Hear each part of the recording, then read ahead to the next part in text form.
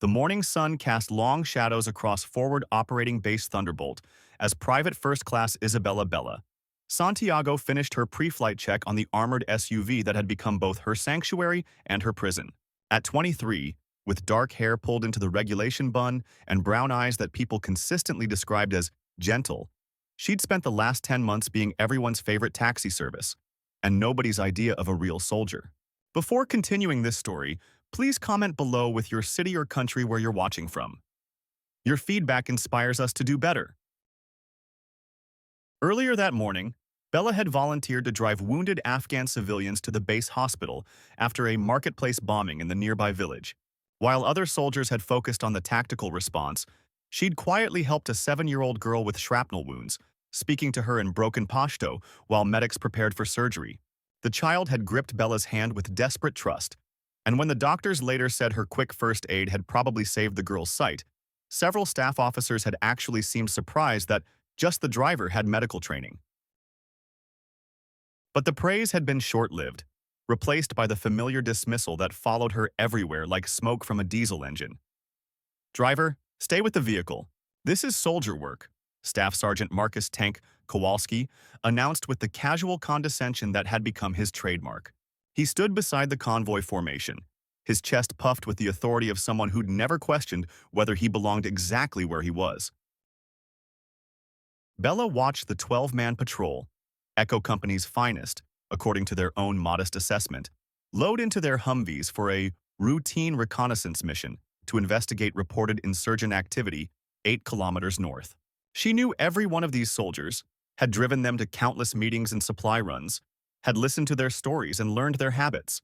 What they didn't know, what they'd never bothered to ask, was that Isabella Santiago had grown up on a cattle ranch in New Mexico where shooting wasn't recreational therapy, it was necessity.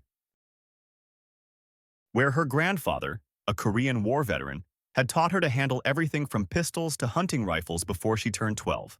Where being underestimated by predators, both two-legged and four-legged, was often the best tactical advantage available. "Yes, Sergeant," Bella replied, her voice carrying the professional neutrality she'd perfected over months of being treated like a piece of equipment instead of a fellow soldier.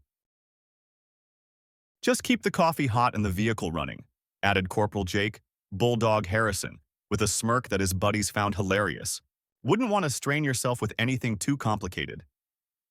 The laughter that followed was sharp and casual, the sound of men who'd never had their competence questioned based on their appearance. Bella had heard variations of this joke for 10 months, delivered with different words but always the same underlying message. You don't belong here with the real warriors. As the convoy rolled out without her, Bella performed the maintenance checks that had become ritual. Fluid levels, tire pressure, communication systems, everything perfect, everything professional, everything unnoticed by the people who mattered.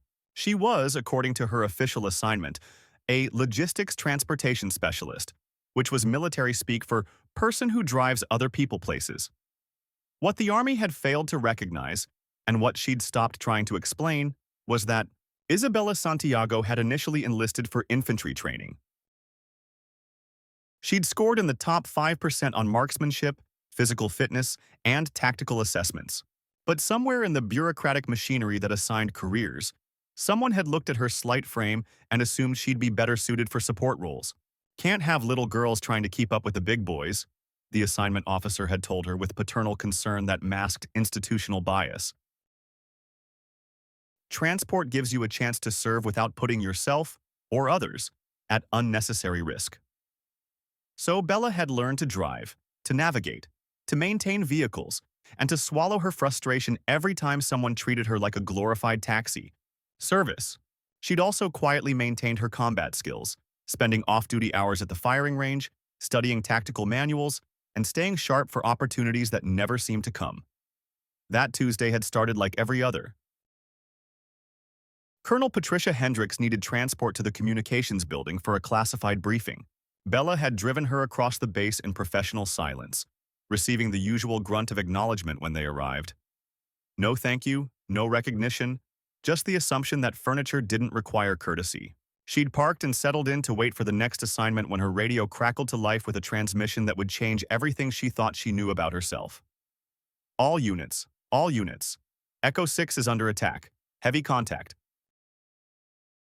Grid coordinates 41 SMB 34,500 nm 67 12,890. The transmission dissolved into static, but not before Bella heard the unmistakable sound of automatic weapons fire and shouting. Her blood turned to ice water as the implications crashed over her like a cold wave. Echo 6, the patrol that had left her behind less than 2 hours ago. 12 soldiers who dismissed her as just the driver. Echo 6, this is base command. Confirm your status, came the response from the operations center. We're pinned down, Sergeant Kowalski's voice, tight with stress and combat adrenaline. At least 30 hostiles, well positioned. We're taking heavy casualties. Request immediate reinforcement. Copy, Echo 6. QRF is being mobilized. Hold position and mark your location for air support. We can't hold. They're everywhere. We need... The transmission cut off in a burst of static and gunfire.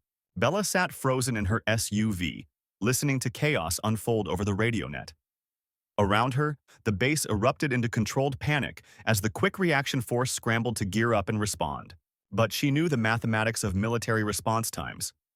It would take 45 minutes minimum to organize, brief, and deploy reinforcements.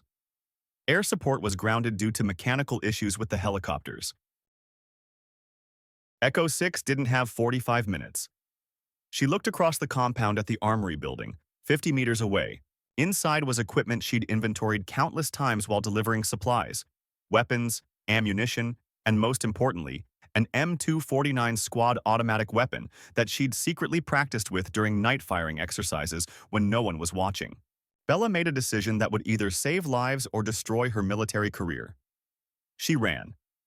The armory sergeant, a middle-aged specialist named Torres, who'd always been decent to her, looked up in surprise as she burst through the door. Santiago? What are you? Echo 6 is being slaughtered, Bella said, her voice steady despite the adrenaline flooding her system. I need the SAW. Torres blinked in confusion. The M249? You're a driver. You're not authorized for... There's no time, Bella's voice cracked like a whip, startling both of them. Our people are dying right now. Give me the weapon or I'll take it. Something in her eyes, a hardness Torres had never seen before, made him step aside. Bella grabbed the M249, a belt-fed machine gun that weighed 17 pounds fully loaded. She slung it over her shoulder, grabbed 4 extra ammunition containers, and ran back to her SUV. The armored vehicle that had been her prison was about to become her weapon. Santiago, what the hell are you doing? Torres's voice crackled through her radio as she threw the gear into the passenger seat.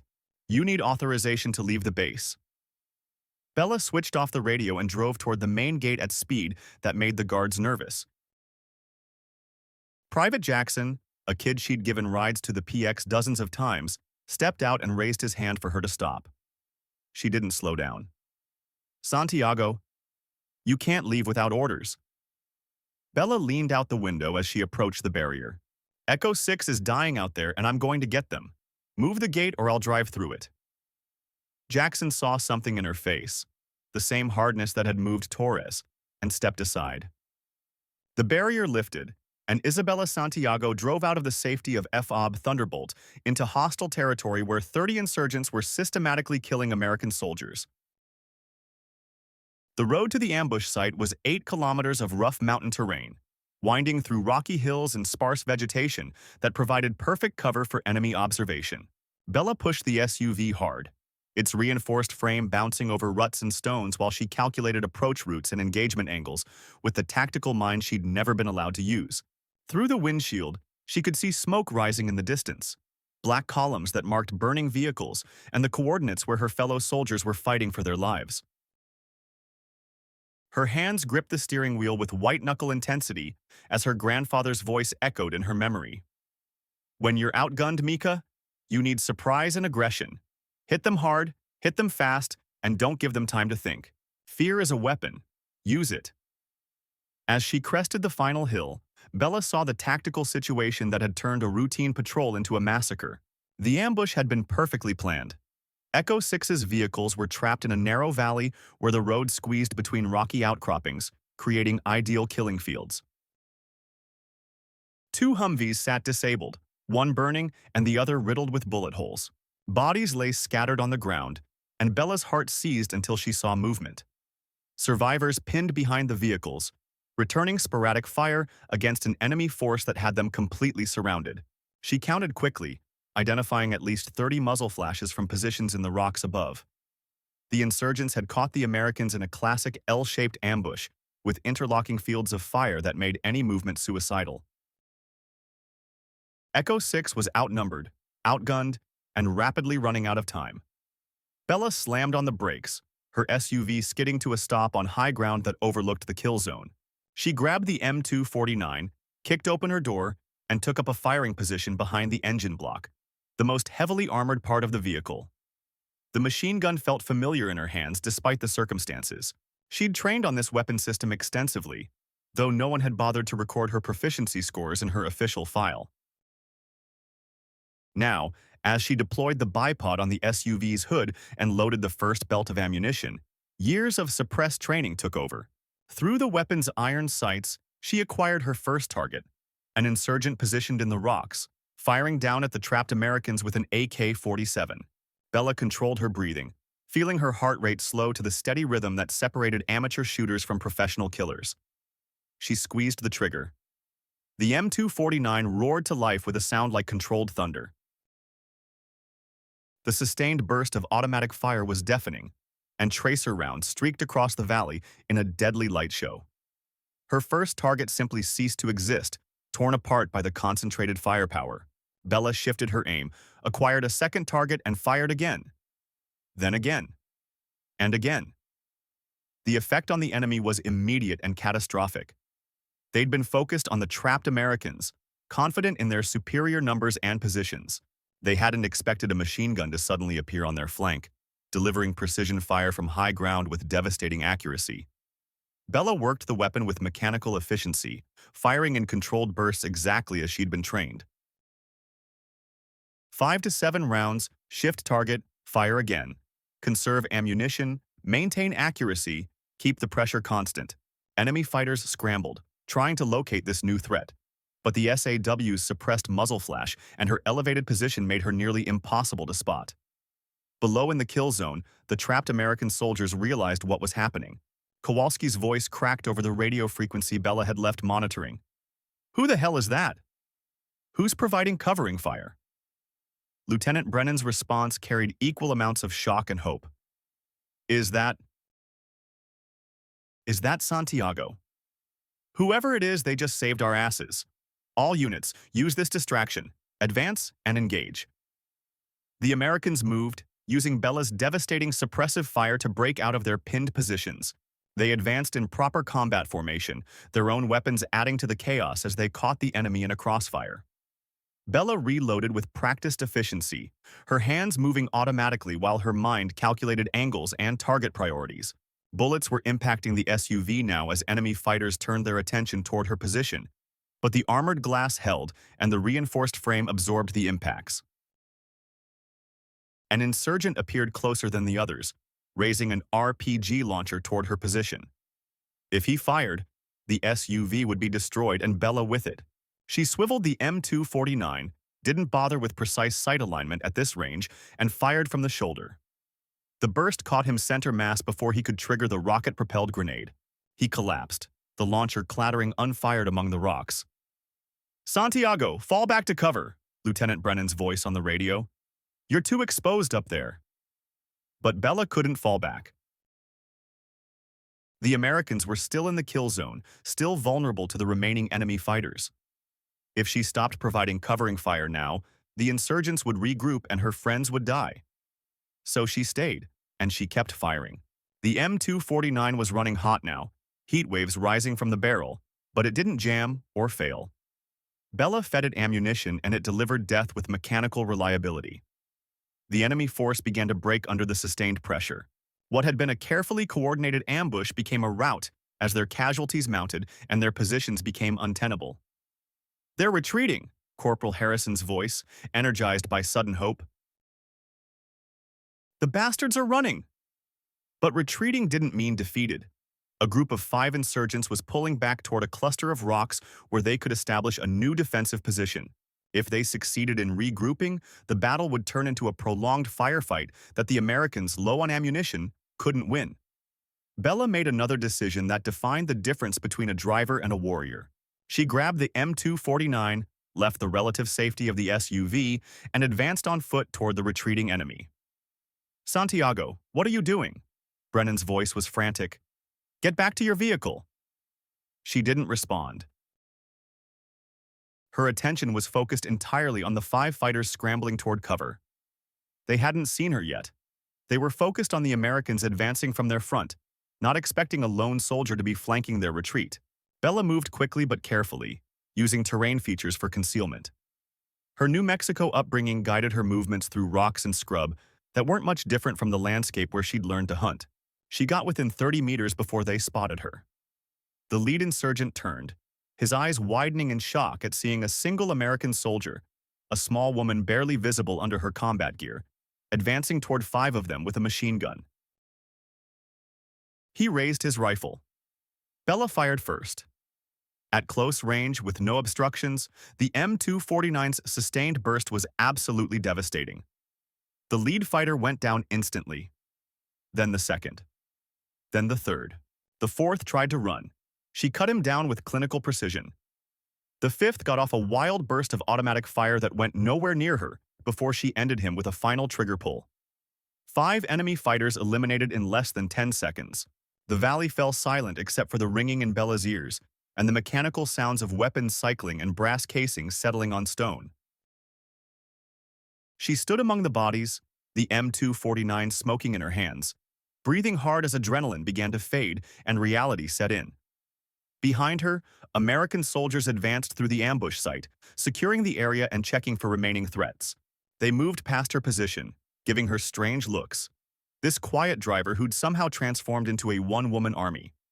Sergeant Kowalski approached first, his face a mixture of shock and something that might have been respect. "Santiago," he said slowly. "What the hell was that?" Bella lowered the machine gun, her hands beginning to shake now that the immediate threat had passed. "My job, Sergeant. I'm a soldier, same as you.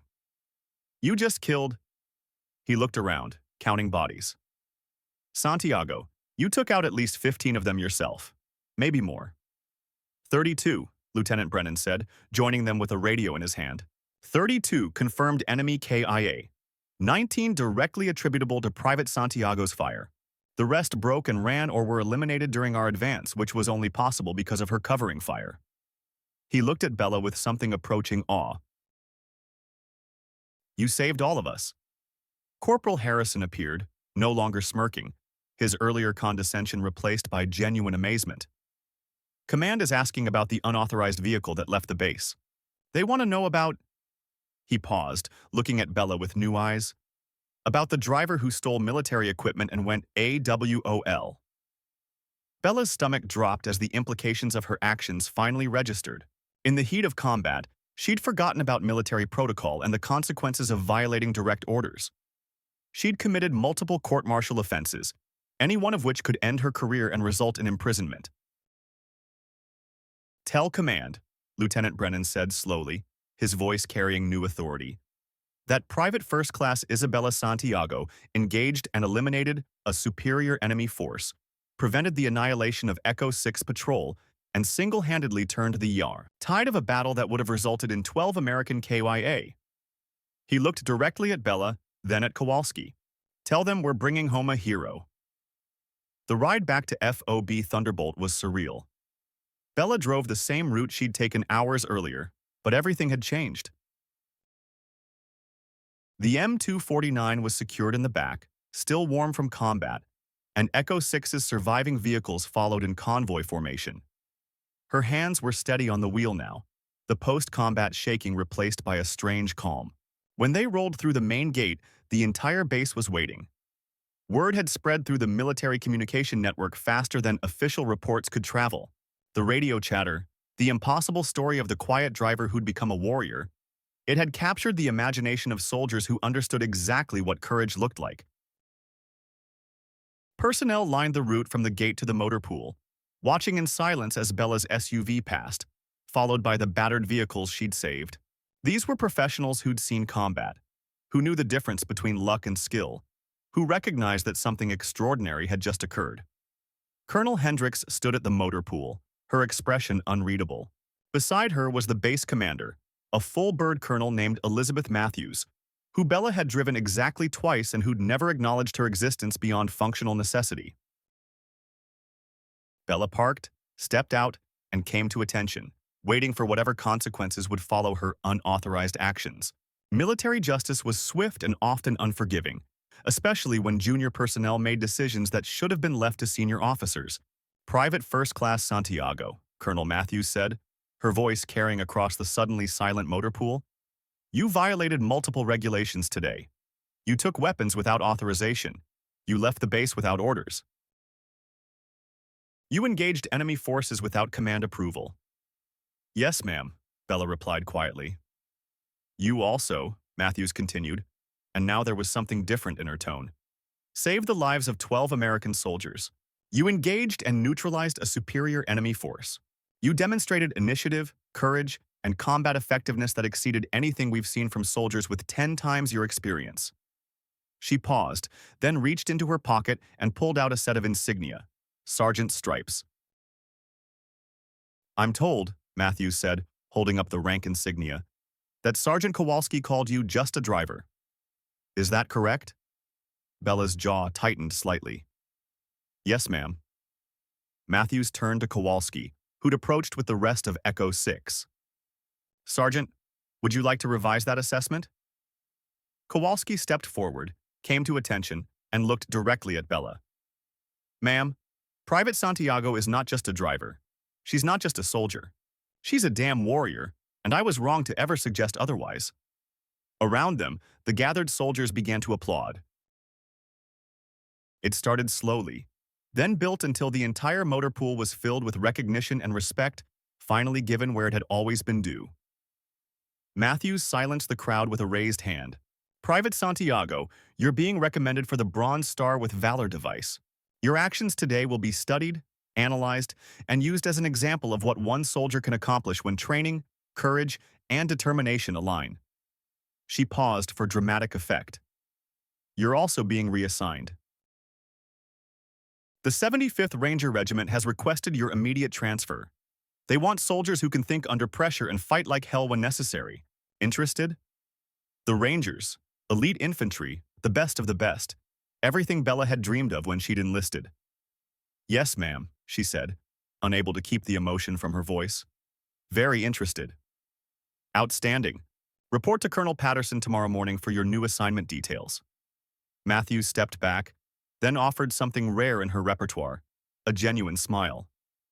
Exceptional work, soldier. You've proven something important today. What's that, ma'am? That the most dangerous warriors are often the ones nobody sees coming. As the crowd dispersed, Lieutenant Brennan approached Bella with obvious contrition. You know, he said quietly, I drove past you every day for 10 months. Never said more than morning to you. Never asked about your story, your training, who you were beyond your assignment. Yes, sir. That was my failure, not yours. I made assumptions based on your size, your gender, your assignment. I saw what I expected to see instead of what was actually there. He extended his hand. It won't happen again, to you or anyone else. Bella shook his hand, appreciating the apology more than he could know. Sergeant Kowalski was next, the man who'd dismissed her, who'd coined the just a driver phrase that had cut deeper than he'd realized. Santiago, he struggled for words. I've been a soldier for 15 years. I've seen combat in 3 different countries. And today, you taught me something I should have learned a long time ago, that courage doesn't have a size requirement, and warriors come in all forms. He came to attention and saluted her, a gesture of respect from a superior to a subordinate that was technically incorrect but emotionally perfect. It's an honor to serve with you, Private Santiago.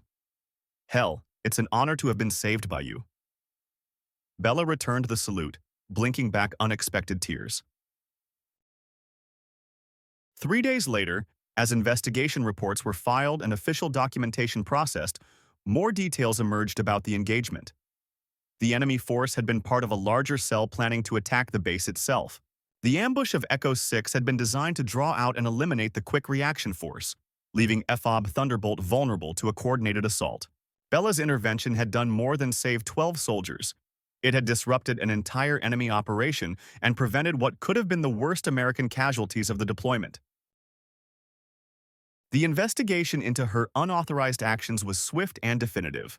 Colonel Matthews personally intervened, declaring that Santiago had acted within the spirit of military necessity, that her tactical judgment had been sound, and that second-guessing a soldier who'd saved American lives was not how her command operated.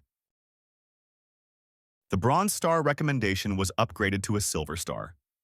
The transfer to the Rangers was expedited, and quietly throughout the base, attitudes began to shift.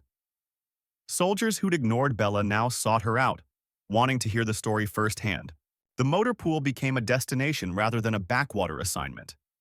Most importantly, the automatic assumptions about size, about gender, about who could be a warrior started to crack. On her final day at FOB Thunderbolt, Bella stood in her quarters packing gear for Ranger training. On her bunk lay the new uniform she'd need, the patches that would mark her as something different, something more than she'd been allowed to be. A knock on her door interrupted her preparations. She opened it to find Torres, the armory sergeant who'd given her the M249. "Got something for you," he said, holding out a case. Inside was the M249 she'd used in the ambush, cleaned and serviced, with a small brass plate affixed to the stock. PFC Isabella Santiago, 32 KIA FOB Thunderbolt. Command approved it as a presentation piece, Torres explained. "You earned it. Plus, I figured if you're going to the Rangers, you'll need a weapon you're already familiar with." Bella ran her hand over the machine gun, remembering its weight in her hands as she'd stood between her friends and death. "Thank you, Sergeant." "No, Santiago. Thank you for reminding all of us that we're supposed to judge soldiers by their actions, not our assumptions." After he left, Bella sat on her bunk holding the weapon that had transformed her from overlooked driver to recognized warrior. She thought about the journey that had brought her here, the ranch in New Mexico, the decision to enlist, the 10 months of being invisible, the 3 hours of combat that had changed everything. She thought about Kowalski's words, "Just a driver," and smiled because she'd proven something important that day, not just for herself, but for every soldier who'd ever been underestimated, dismissed, or categorized based on appearance rather than ability. Warriors aren't defined by their assignments. They're defined by what they do when the moment comes, when lives hang in the balance, when courage is the only currency that matters. The next morning, as Bella drove off base for the last time, this time with full authorization and official orders, soldiers lined the route again. But this time they weren't watching in shocked silence. This time they were saluting, recognizing, celebrating. She returned each salute with precision, her eyes forward, her posture perfect. The quiet driver who'd become a legend, heading toward a future where she'd never be underestimated again. But as FOB Thunderbolt disappeared in her rearview mirror, something unexpected happened. A convoy of 3 vehicles fell in behind her. An escort, she realized. Lieutenant Brennan's Humvee, followed by Kowalski's transport, with Corporal Harrison bringing up the rear. Her radio crackled. "Santiago, this is Brennan. We figured you shouldn't make this trip alone. Echo 6 escorts its own." "Sir, that's not necessary." "It's not about necessary," Kowalski's voice cut in. "It's about respect. You drove into hell for us. Least we can do is drive you to your new assignment." They drove together for 2 hours, the convoy moving through territory that Bella had once thought she'd never see beyond the confines of a base perimeter. When they finally reached the Ranger training facility, the 3 vehicles pulled up alongside her SUV. The soldiers got out, formed up, and as Bella stepped from her vehicle for the last time as a motor pool driver, they came to attention and saluted in perfect unison. "Private First Class Isabella Santiago," Lieutenant Brennan announced formally. "Echo 6 Patrol wishes you success in your new assignment. You saved our lives and we will never forget it. You go forward now, not just as a soldier, but as a proven warrior." Sir, Bella replied, her voice steady despite the emotion. You already made me proud. All of you did. You gave me something I needed. You saw me, really saw me. Not for what you assumed I was, but for what I proved I could be.